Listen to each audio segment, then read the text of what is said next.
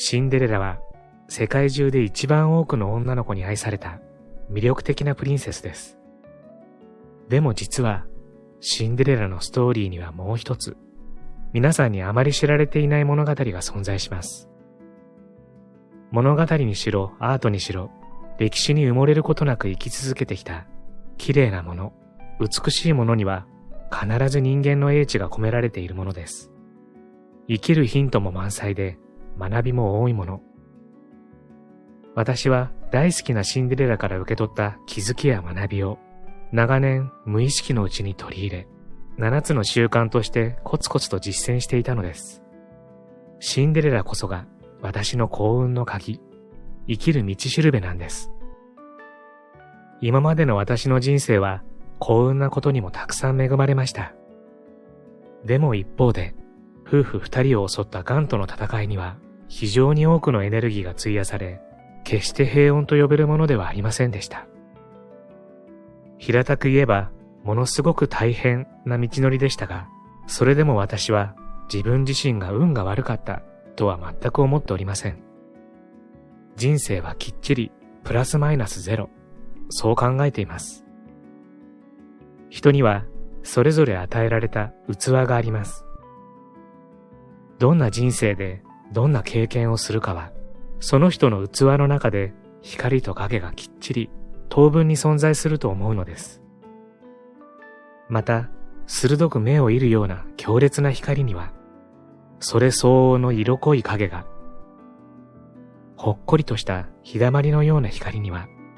ほんのりと優しい影が、それぞれ寄り添う。光と影は常にセットです。表と裏の顔を持つオセロの駒のようなものかもしれません。今まで自分はあんまり運が良くなかったなぁと思っている方も、どうぞご心配なさらずに。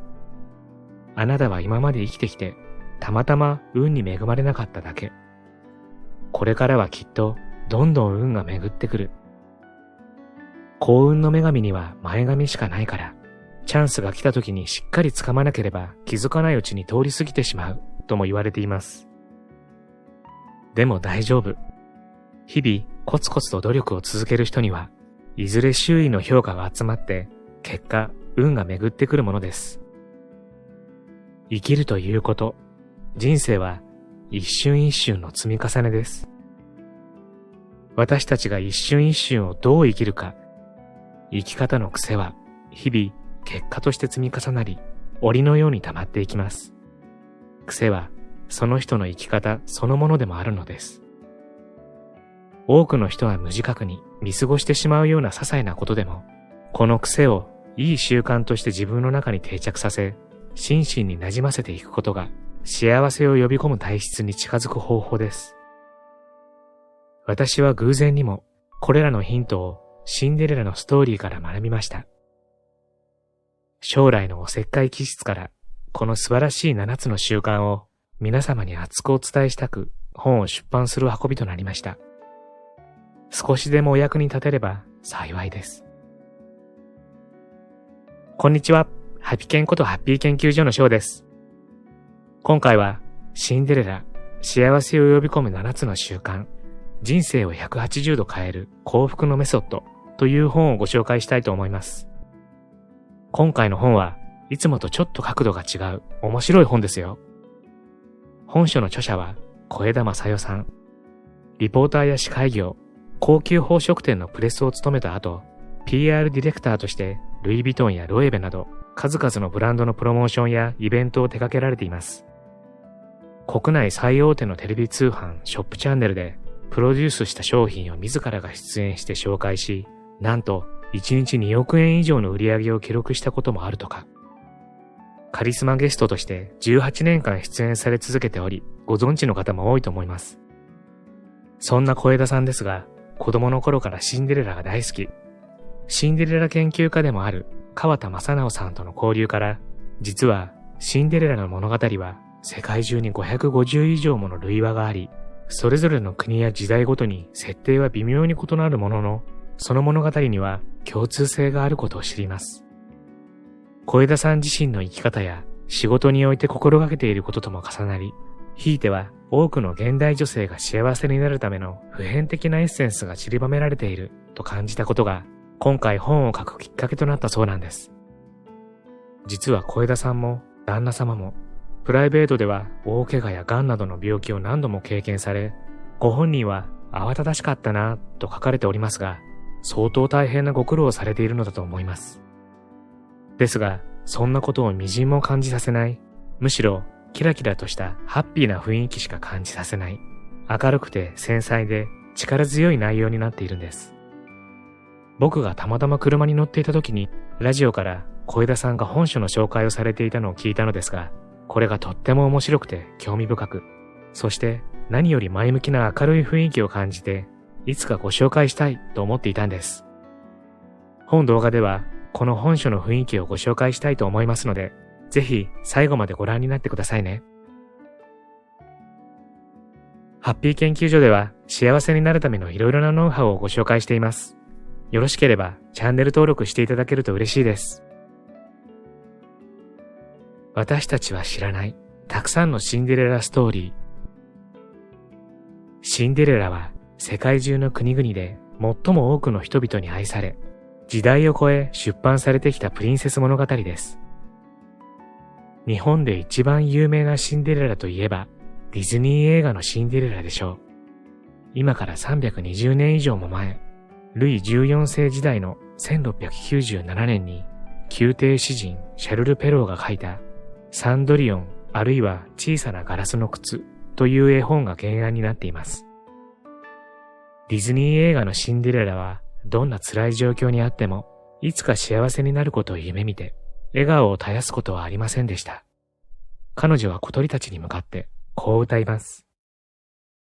どれだけあなたの心が嘆いていても、あなたが信じ続ければ願いは叶うでしょう。確かに常に希望を失わず夢を願い続けるシンデレラは可愛らしくけなげです。それでいて真の強さも備えた性格は男性目線で守ってあげたいと思わせる、いわば男性にとって理想の女性像だったのかもしれません。一方の少女たちも白馬に乗った王子様が現れてお姫様と結婚しました。めでたしめでたしという型にはまったロマンティックストーリーを夢見ていられた幸せな時代でした。実はヨーロッパにはもう一つ、シャルル・ペロー版に次いで有名なシンデレラ物語が存在します。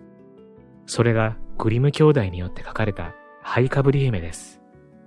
ペロー版シンデレラの約120年後、1812年にドイツで発表されました。グリム兄弟のハイカブリ姫がペロー版と大きく違っているのは、主人公のシンデレラも王子様もとっても行動的なこと。ペロー版に登場する王子様は、臣下にガラスの靴に合う女性を探させ、のんびりあくびをしながら報告を待ちますが、グリム版では自ら策を弄し、その知性を遺憾なく発揮します。また、シンデレラを見守り助けてくれるのは、魔法使いではなく、橋ばみの小枝。何よりハイカブリ姫のシンデレラは、常に明確な意志を持っています。舞踏会に行きたい。汚い服を着た姿では王子には会いたくない。自分が何を望んで何を手に入れたいのか、そのために何をしたらよいのか、自分で考え行動することができる女性です。運命を受け入れるだけ、王子様を待つだけのお姫様ではなく、自分から人生のチャンスをつかもうと懸命に手を伸ばします。私自身はこの物語から女性は男性に隷属して生きる性ではないという強いメッセージを感じました。幸せを呼び込むためのシンデレラに学ぶ7つの習慣。この章ではいよいよ私がシンデレラから学んだ7つの習慣をご紹介します。人生は一瞬一瞬の積み重ねです。知らず知らずに何万回と繰り返す生き方の癖があなたの今後の人生を良い方向に、あるいは悪い方向にも導くのです。私たち一人一人が持って生まれた能力の差は案外小さいものです。ただ、年齢を重ねるごとに努力の差は広がっていきます。そして継続の差はもっと大きい。でも一番大きいのは生き方の癖のように積み重なる習慣の差。私自身は7つの習慣を無意識に繰り返す癖のように心身に馴染ませていくことで、一歩ずつ着実に夢の実現に近づいてきたような気がします。7つの習慣。1、いつも前向きなシンデレラ。笑顔が王子を引き寄せた。動物たちに対してはもちろん、自分をいじめるママ母や義理の姉たちに対してさえも、シンデレラが不機嫌な顔を見せることはありませんでした。舞踏会ではシンデレラが見せた笑顔に王子様は一瞬で虜に、他の誰とも踊ろうとすらしませんでした。シンデレラの笑顔が過酷な現状を打ち砕き、新しい世界を切り開いたのです。私が人とお会いする際は、全力で感じよく、笑顔で、上機嫌のオーラを発せられるよう心がけてきました。忙しいからこそ、眉間にシワを寄せて走り回るより、見た目だけでも優雅に笑っている自分でいたかったのです。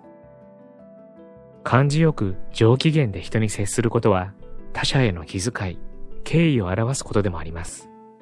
そして、謙虚な姿勢で綺麗な言葉を使い、上機嫌な人にこそ、人は自分の大切なことを打ち明けてみたくなるものです。少なくとも、ここを目指して努力を続けていれば、周囲はきちんと評価してくれるものです。結果、ご縁が生まれて、いろいろなものもことも情報も引き寄せることができるのです。反対に、不機嫌で感じが悪く、負のオーラを出している人に、良いご縁は回ってきません。